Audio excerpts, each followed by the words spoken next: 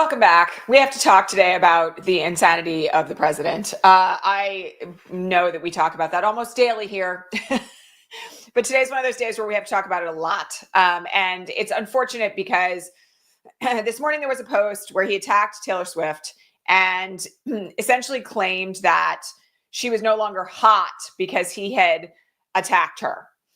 And yes, he's also since attacked Bruce Springsteen, but I'm going to make like a really relevant point here, which is that he saved whole paragraphs of attacks for Bruce Springsteen and simply went after Taylor Swift based on her sexuality, essentially. Like, is she hot any longer now that he's attacked her?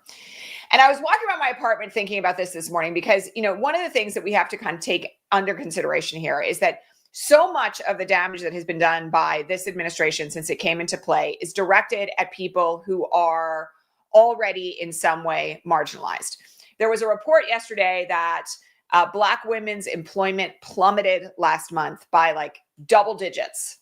And one of the things that, of course, is happening in the way in which government jobs are being slashed is that women, and particularly Black women, are being removed from positions at an unbelievably fast rate. And that, you know, these attacks on DEI are attacks on anyone, but including and especially women, and including and especially Black women, because his perception is that allowing women to have any power undermines his own. Now, we've spent the last 8.5 years doing a lot of discussion on Trump's psychopathology. But I do want to point out just one thing today because it feels very relevant to this particular situation. Okay. This is someone who is not just a malignant narcissist, but also a sadist, and someone who has spent essentially his entire adult life looking at women as prey.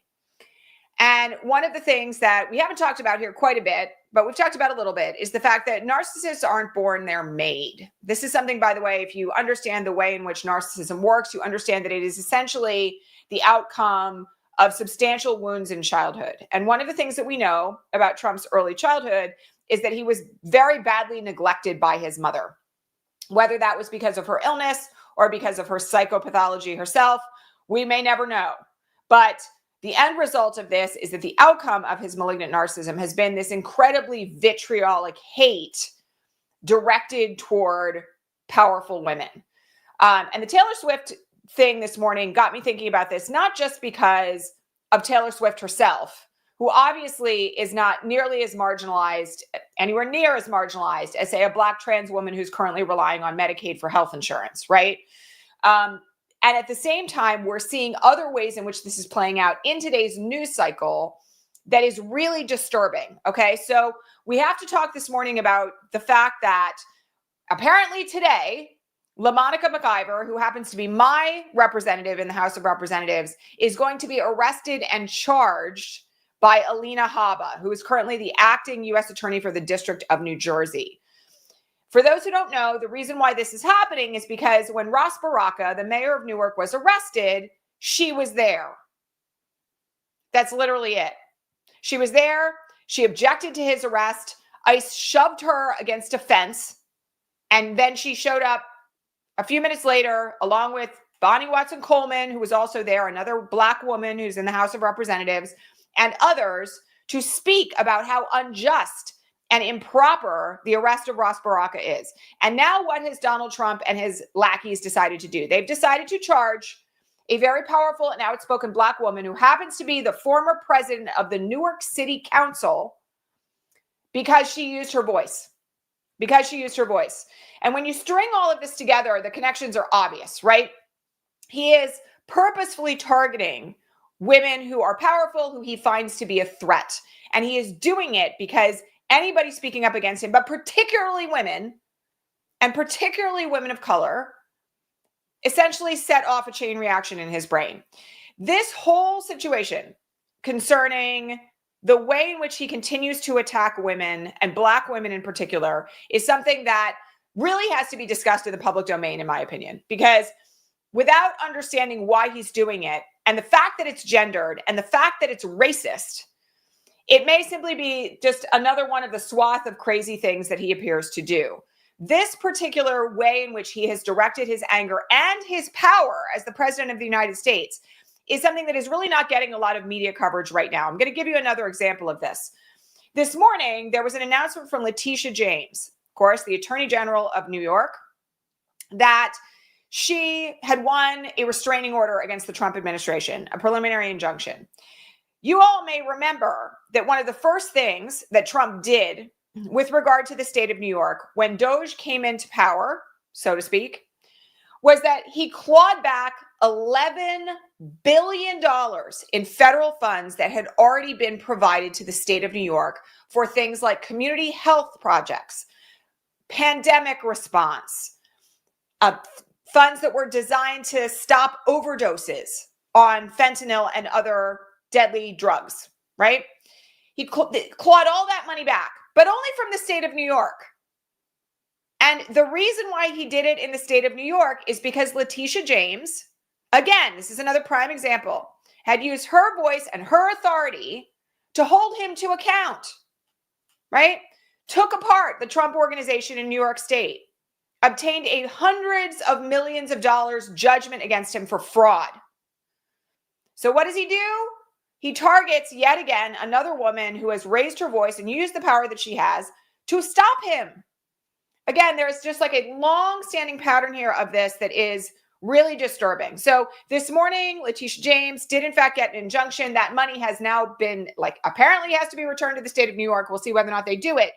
But again, this is a situation where when he decides to take out his anger, we should be looking at who he's taking it out against, because it's disproportionately against women and women of color in particular.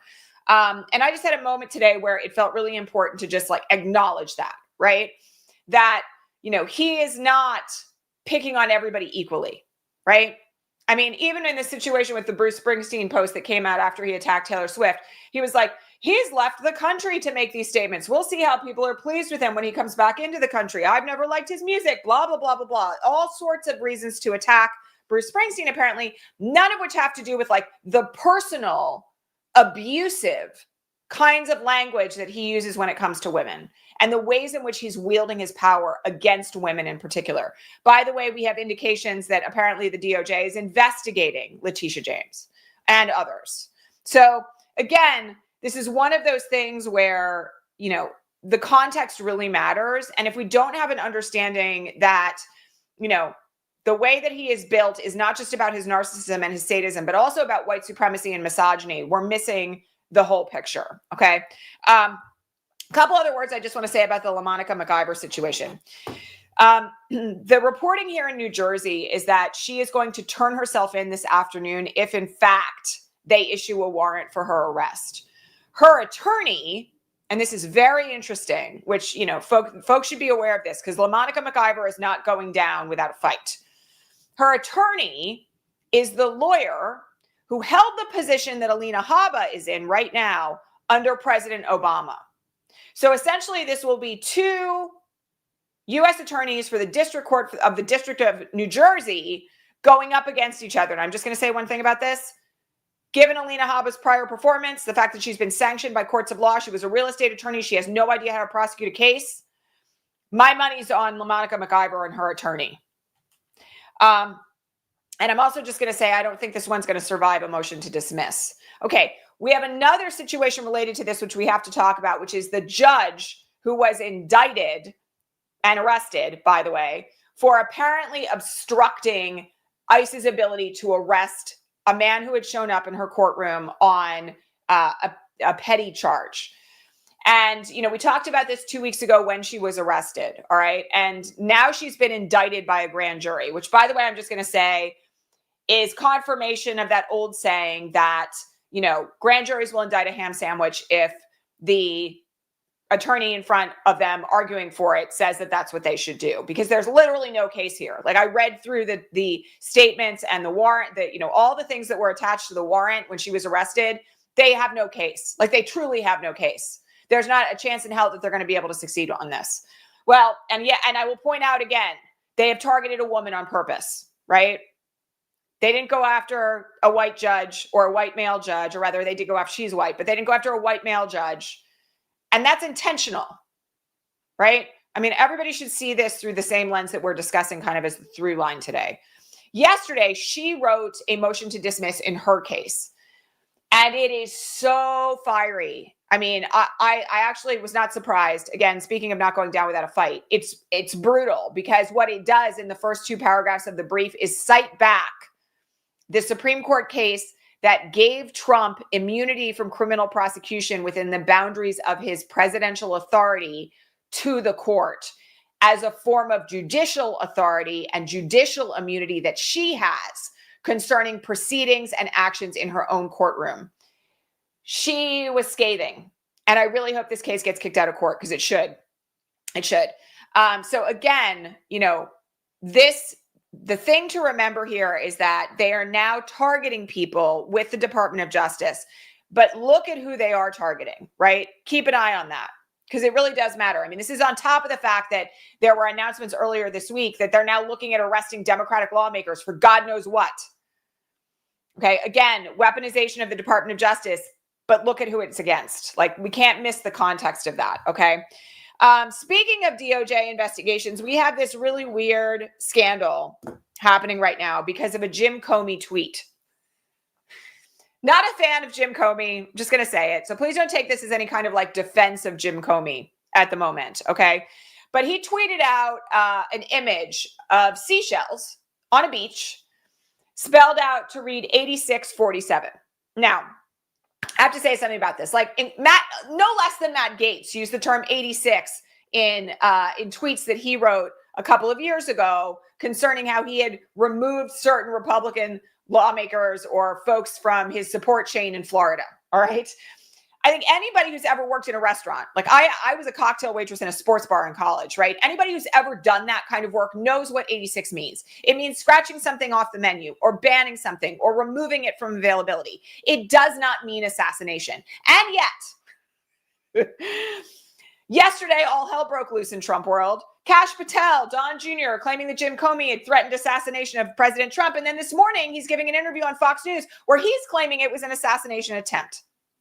So, one thing to just not be surprised by, because, it seems like this is coming, is that, they may decide to arrest Jim Comey as an act of political vengeance.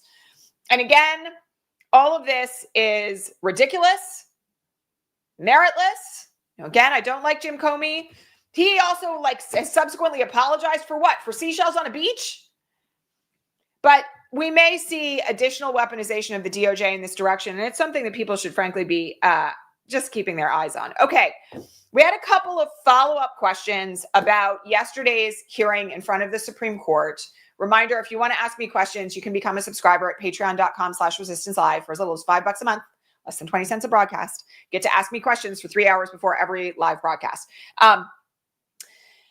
We had some follow-up questions about the hearing yesterday in front of SCOTUS. And so I wanted to just address a couple of things. The media has made a lot out of Amy Coney Barrett saying as a part of a question, you seem to be advocating, are you seriously advocating? Because there was some tone to it. Are you seriously advocating that the president can ignore judicial orders that he doesn't like? Okay.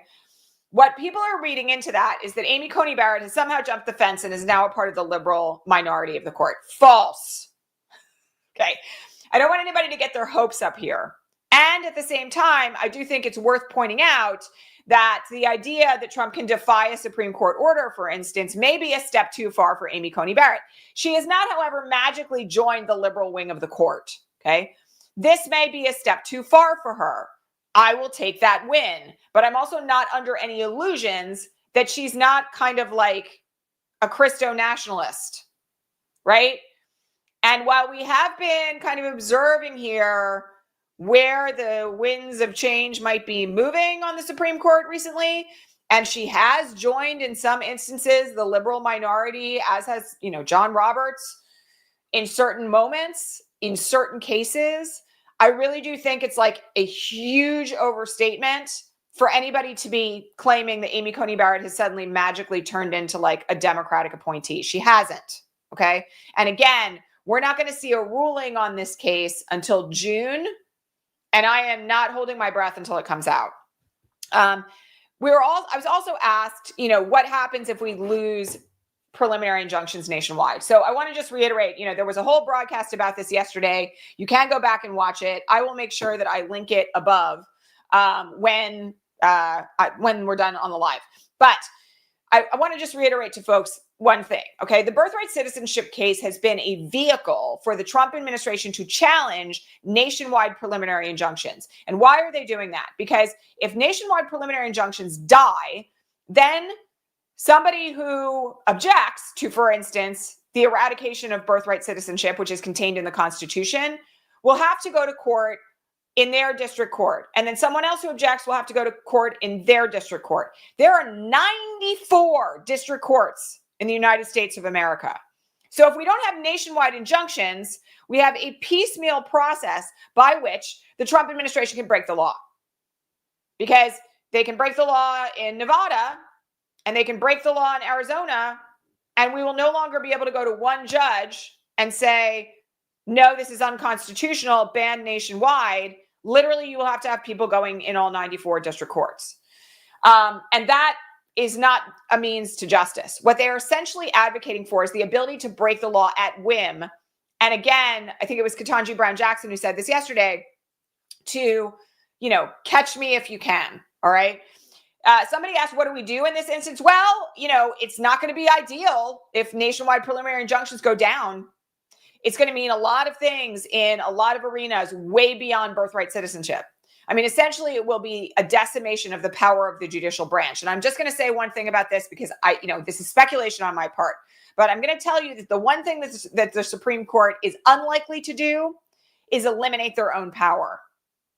And if there is no nationwide preliminary injunction, then they don't get it either. So we'll have to see how this one plays out. Again, you can go watch the broadcast from yesterday on all of this. But again, there's not much we're going to be able to do if the Supreme Court says, nah, preliminary injunctions nationwide are gone. The only way through that is legislation. And that would have to be legislation that is passed by the Senate and the House and signed by a president. Not going to happen anytime soon. Okay. All right. Let's talk about something that's driving me completely crazy today, which is all of a sudden Jake Tapper has written a book about Biden's mental acuity. And I am not at all interested. Like, I probably couldn't be less interested in rehashing last summer. I literally am like, I feel like I don't even want to talk about it. Okay. Because the reality is, it is what it is. We can't change it. I don't really care what happened. Like, I don't see why anybody else would care what happened, right? This morning, Politico's out with this piece that says, this is a litmus test for Democrats who are running for the presidency in 2028. No, it's not. Like, you honestly think, like, whether or not Biden was in office and, 82 years old is something that is a litmus test for whether or not somebody should run for president in 2028? I mean, give me a freaking break. So the reason why I'm bringing it up is that, like, Jake Tapper wrote a book about it. And so part of what's happened is that all of CNN's attention has gone like whoosh over here in the last 48 hours. The book came out on Tuesday. Okay. And that is intentional. They're trying to sell his book. He is trying to sell his book. It does not mean that, like, there's any really legitimate reason to be talking about Joe Biden's mental acuity at this point. It's stupid. It's like a complete waste of time. And then I look at like that and I go, there's people in a concentration camp in El Salvador. And seriously, we're going to talk about that? Like, who cares? It's over. It's over. We do not need to have a discussion about it at all. So, I just, at this point, just want people to stop talking about it. That's like really, really completely it. All right. I always want to leave you guys with like action items. I want to remind you that we are now less than a month away from the No Kings rallies. They are coinciding with Trump's birthday and this allegedly incoming horrific military parade that, by the way, as Charlotte Clymer pointed out yesterday, is going to cost as much as it would to provide gender-affirming care to all trans soldiers for 10 years. All this stuff about like cutting costs, right? Like, oh, small government. Doesn't matter when Trump wants a military parade. Okay, so the No Kings event is coming up. And if you have not yet figured out where you want to be on June 14th, or you're interested in hosting a No Kings event, please get involved. Go to mobilize.us and see what's going on in your local area. Reach out to Indivisible and Move On, who are involved in planning that. find out how you're going to get involved in that, because that's the next big mass mobilization that is really like desperately needed at this moment.